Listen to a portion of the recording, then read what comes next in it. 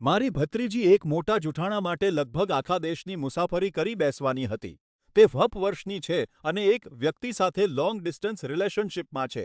તે ફન વર્ષનો છે અને તેણે તેને ન્યૂ ઇંગ્લેન્ડથી ઓરેગોન સુધી લઈ જવા માટે ફ્લાઇટની ઓફર કરી હતી. પણ મને કંઈક ખોટું લાગતું હતું અને ચેતવણીના સંકેતો સ્પષ્ટ દેખાતા હતા. તે કોલ દરમિયાન હંમેશા તેની કારમાં જ રહેતો હતો, ક્યારેય ઘરે નહીં. તેણે દાવો કર્યો હતો કે તેને હોટલની જરૂર છે કારણ કે તેની સાથે રૂમમેટ્સ રહે છે. મેં તેને ન જવા માટે ચેતવણી આપી. મારી બહેન ખૂબ ગુસ્સે થઈ ગઈ. તેણે મને મારા કામથી કામ રાખવા કહ્યું અને કહ્યું કે હું એક સુંદર સંબંધ બગાડી રહ્યો છું.